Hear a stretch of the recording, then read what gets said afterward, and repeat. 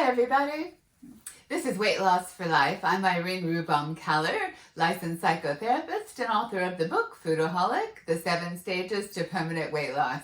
In this video, I'm going to be talking about fat shaming. Fat shaming is a real serious thing, and today we're going to be talking about what it is, some examples of it, and some tips for how to deal with it if it ever happens to you. Coming up, stay tuned.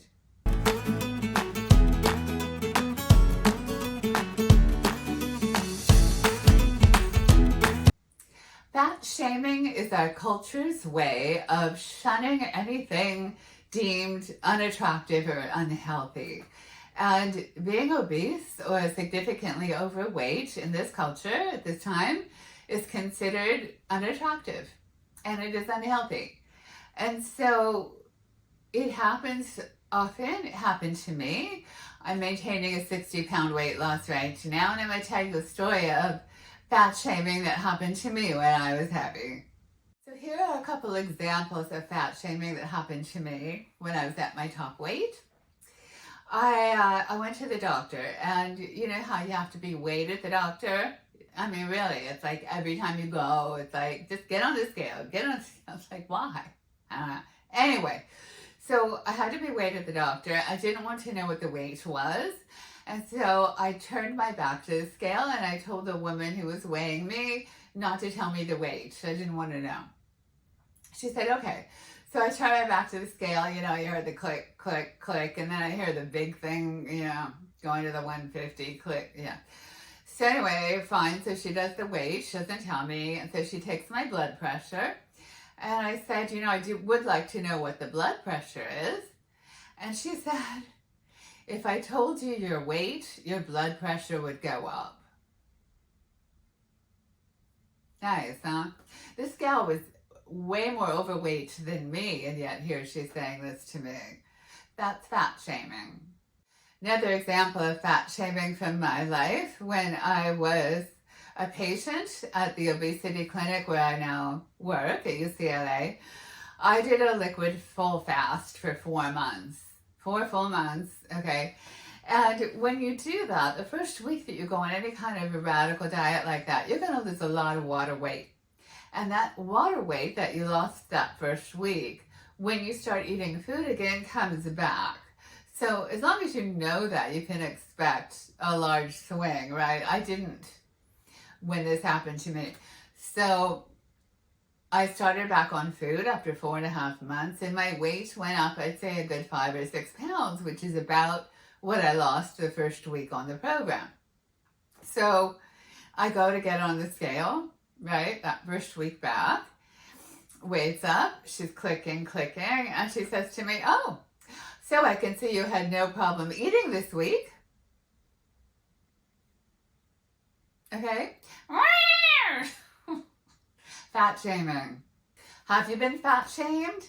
Please tell me in the comments if it's happened to you. I want to know the details and we can talk about it in that way. So that's what happened to me. And that's only a couple of examples. You know, heavy people are discriminated against all the time when it comes to employment, dating, friendships, you know, all kinds of things. Even if you were to go into, this happened to me too, you go into a fancy, expensive boutique. I went into Versace once, okay? If you go into Versace, they have size 2, 4, not even 6, 0, 2, and 4 is what's out on the racks, right? So here I am at Versace, and they're beautiful things, right? But they're all like teeny sizes out. Saleswoman comes over to me and she's like, kind of on the sly, we have larger sizes in the back. Fat shaming. So I used to be an actress, and I still work sometimes, but back in the day, I was told constantly that if you want to work, you have to be about 10 pounds thinner than you are, and I was thin. But it was the culture then of needing to be really thin in order to work, and they would say the camera adds 10 pounds, so you need to be exceptionally thin. And in order to do that, You have to do unhealthy things to your body. Your body doesn't want to be like that, you know? So it sets you up for all kinds of eating disorders, and it was not a good thing. Fat shaming can sometimes just be insidious. Like if you're taking photos and the photographers arranging people, they're going to put the thin, attractive people in the front. They're going to put, if you're really fat, they're going to put you in the back. So those kinds of things happen all the time. Some of them are almost subliminal. Some of them are obvious, like the ones that I shared. But they come at you, and it's shame. It can cause you shame. So we're going to talk about some tips for dealing with that kind of shame coming up. So here are some tips for dealing with fat shaming. So tip number 1, identify whether the shaming is coming from outside of you or inside of you. Is this something that someone said or did? Or are you doing this to yourself? That's number 1. Identify the source of the shaming. Tip number 2, separate out what you can control from what you can't control.